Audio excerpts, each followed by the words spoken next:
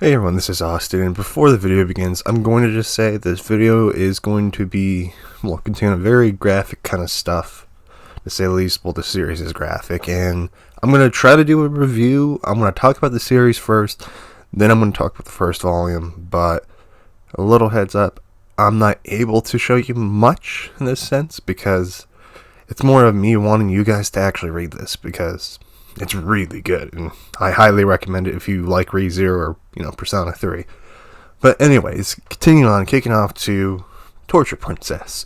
And let me explain the whole kind of world and concept of what Torture Princess is. Basically, we're in this world that there's 14 demons that are trying to summon the actual demon lord himself to kind of invade the world and destroy it. And these 14 demons actually gain their power off of torturing human beings. Pay attention to that one because that's quite vital, to say the least. But so we have the church, and they're supposed to be fighting the demon to protect humanity and all that. And we have the torture princess, Elizabeth, and she is tasked to basically go hunt them down and kill them or subdue them to kind of, prevent the whole summoning of the demon king, basically, or the demon lord. And, it's quite interesting. We kind of see that there's different levels of each, demon. It's kind of like a chess piece, and, each one of them, we have, the Kaiser, Knight, and they kind of disguise themselves as humans, in a sense. It's actually really cool, especially when, they get figured out and they turn into a different form. And I'm going to be honest, the really biggest brutal part of this entire thing is the fact what the demons do to the humans. The book will describe it literally very well how they did it, and describe what they do with the humans. They will put their bodies and use their parts just to make monsters to attack, basically. And I'm just like, wow.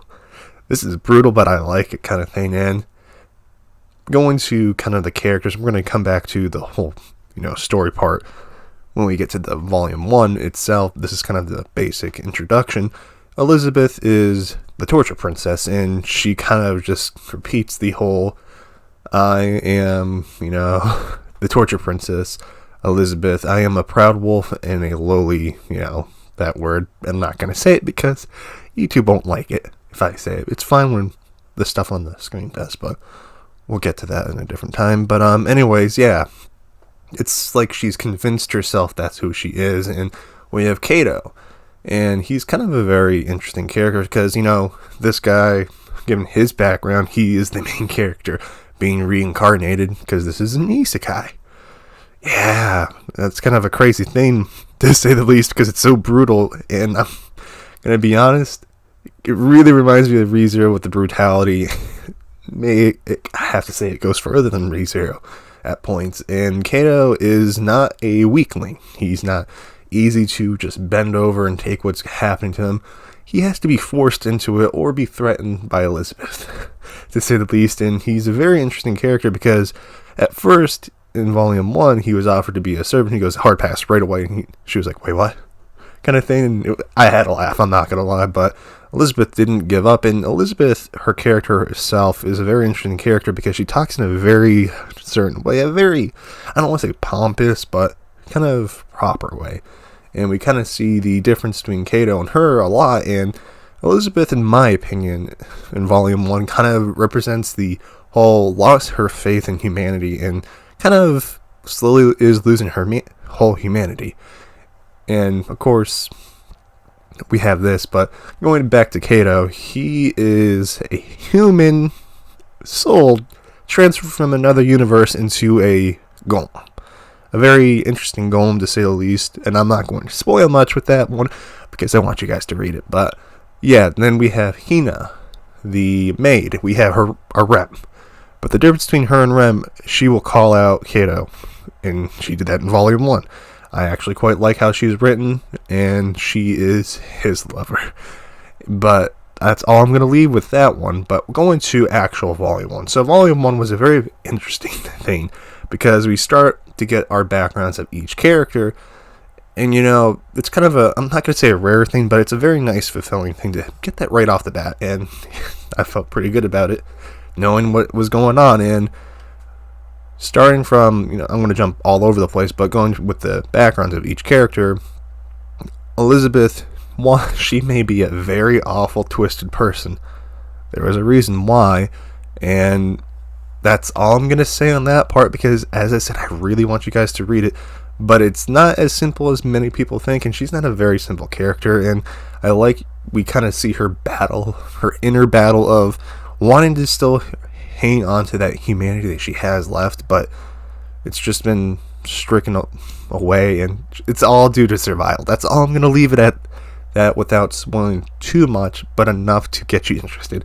And we have Kato in this volume. He goes through, honestly, the worst possible thing, because he sees these hellscapes of people being tortured and humans being basically used as torturing things and just playthings and all that stuff. And I mean, we had the entire chapter of him going through the game where kids would fight for their life, but in reality, it was not meant to be one kind of thing, and it was all just for the entertainment of a demon. It was really, honestly, very well written and graphic, and that's what the series does very well. It describes things very, very well, in my opinion, and I was just really shocked. I'm like, wow, this is pretty good description. And going further, we kind of get into the whole part of this whole thing that you're going to see if you read the series. Kato not cooking so well, and Elizabeth's not liking it. She actually, at a point, just threw him into a room, a treasury, to torture him and give him a lesson that he needs to, think about. And with that, we have the new girl, Hina, that shows up as a doll, or a golem, or a doll, whatever you want to call her. But she's an interesting character because she loves the main character because he set her that way. Kind of like in Overlord, Ainz with Albedo. Actually, thinking about that is actually quite accurate to how that relationship is. But in my opinion, going on that relationship part, it kind of felt fake to me because, she was basically created, not created, but started up as that, and just, it felt hollow to me, and that's just my personal opinion. I know some of you may enjoy her. Elizabeth is my favorite, I'm going to be honest, out of the two, but yeah, she was interesting, a very interesting help, honestly. She's very strong, to say the least, and very fast, but she plays a very good role of being kind of Kato's comfort in this world, because he's just been through everything that's pretty bad, and he had a promise to fulfill to find happiness in his second life. I'm not going to spoil much about that one because, as I said, I want you guys to read it. But going furthermore through the novel, we kind of see Elizabeth's background, and we actually see her original person, her teacher. And Elizabeth was faced with the decision that she had to cut her teacher down, and out of nowhere, I just thought of Persona right away. Two maids came to stop time and basically give Kato a decision. Allow her to do it, but she has lost her entire family. Her parents did die. No one is left of her kingdom because she killed them all. And will he allow her to completely ruin her entire everything that she had and have to live with the guilt that she killed everyone that she ever loved? And Kato took it upon himself to take the overpowered sword that the church gave her that's supposed to kill demons, and he did the deed himself so she didn't have to live with the guilt. And it kind of made me smile, because I'm like, that was the right thing to do. And there is more to her having to be killed, because there's certain things that, as I said, I would rather you guys kind of read, but I'm doing enough to show you that I read it, and enough that you kind of get the concept. But going on after that, we meet Vlad, Elizabeth's uncle, the one that started it all, and the one that tried to trick good old Kato into becoming just like Elizabeth. And he is the reason why Elizabeth is the way she is. And obviously, this one, I'm going to say heavy spoilers here. Elizabeth didn't choose the life. at all. She actually was forced into it because of her uncle Vlad. Vlad gave her demon flesh or meat, whatever, in a bag because she had an incurable disease, and basically she ate it and she lived past 16. But there was a cost, because the thing that a lot of people keep forgetting, anything to do with demons, everything comes at a price. There's nothing that's truly free. And she has to basically, the only way she gets to live is by torturing people. So that's why she's done that. Now, getting to the meat and everything at the end, Kato basically was about to go with Vlad's offer because he got the chance to, get revenge on his father for, he killed him. And it was so convincing that Kato, literally, his emotions got a hold of him because he's human. And, yeah, he almost took the deal, and he literally almost, deactivated herself. But at the end, he kind of pulled through and realized the mistake he did, and he kind of carved a summoning circle, and with the rose petals that float around, Elizabeth was there to defeat Vlad and get revenge, basically. And it was actually kind of beautiful at the end, because the epilogue kind of just, had that peaceful aftermath of, their daily life going on. And, Kato said something very sweet, in my opinion, and I'm trying to put personal bias away with this.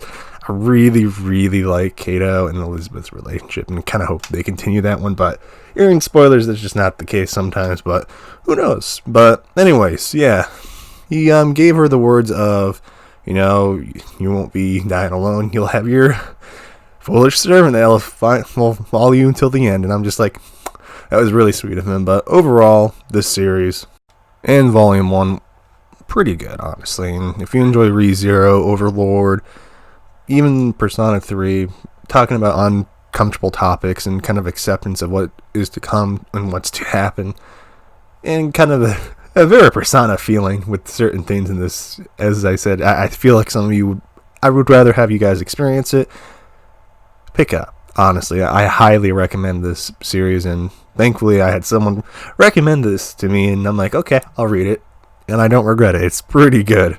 And I really hope it gets an anime, because I am really curious about how people are going to react watching this, because it's pretty gory and pretty brutal, and it's amazing, to say the least. But anyways, guys, thank you for watching this video. I do apologize that, this isn't a Shield Hero video, but I want to do something different, and here we go. But anyways, guys, I'll catch you in the next video. This has been Austin, and I'm signing out. Peace.